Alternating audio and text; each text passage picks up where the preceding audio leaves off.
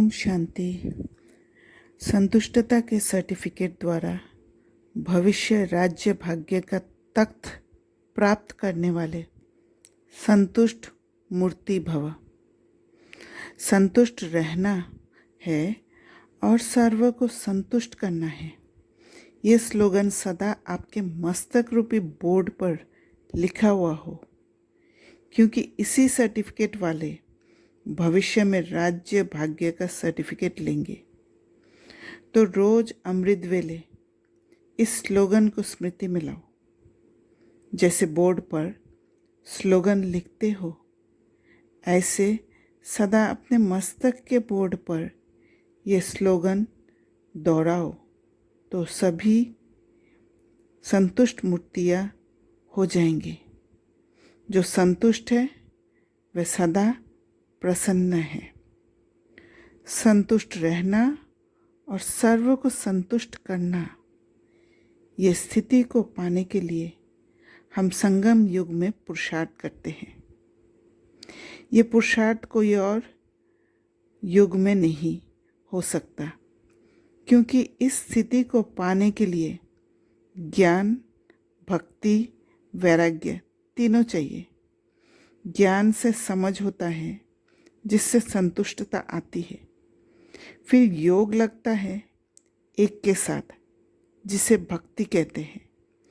और जब ज्ञान और योग दोनों होता है, तब बेहद का वैराग्य आता है। जब तीनों चीज़ एक साथ होता है, ज्ञान, भक्ति और वैराग्य, उसे योग कहते हैं। कनेक्शन एक के साथ, तब वह संतुष्ट करने का स्थिति आती है। जब तक न्यारा नहीं होते, डिटैच नहीं होते, तब तक दूसरे आत्माओं तक शक्ति नहीं पहुंचती, ताकत नहीं मिलता कि संतुष्ट हो।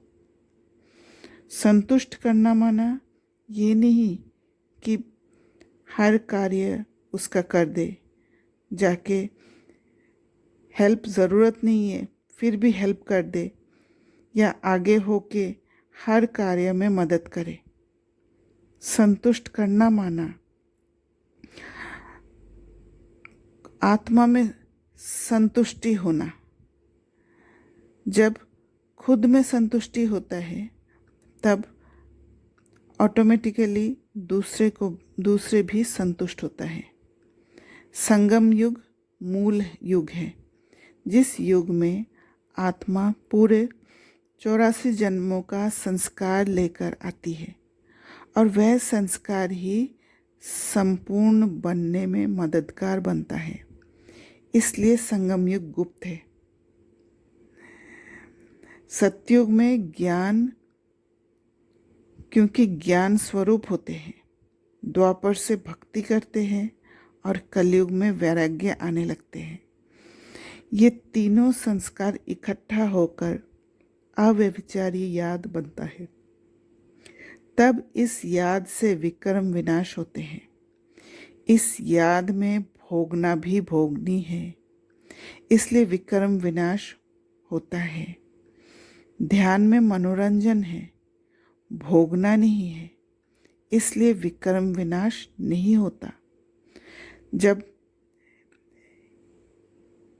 एक ही चीज़ के प्रति लगाव, विश्वास, समर्पण होता है, तो उसे भक्ति कहते हैं। तब वैराग्य दुनिया से याद में समाया होगा। एक को याद करना, ये हमारा एम ऑब्जेक्ट होता है। भोगना भोगने बिगर ना तो वैराग्य आएगा, ना ही बुद्धि का ताला खुलेगा। संतुष्टता तक पहुंचने के लिए ये प्रक्रिया से गुजरना होता है। तब प्रसन्नता भी आती है, क्योंकि एजुकेशन मिल जाती है। याद में ज्ञान, भक्ति और वैराग्य का चक्रव्यूह है। जैसे चावल, दूध और चीनी तीनों जब एक प्रक्रिया से गुजरता है, तब एम ऑब्जेक्ट जो है खीर बनता है। वहाँ फिर खीर ही याद में है, दूसरा कोई डिश याद नहीं आती, रायता याद नहीं आएगी। वैसे ही ज्ञान, भक्ति, वैराग्य याद की एम ऑब्जेक्ट तक पहुंचाता है। अच्छा, ओम शांति।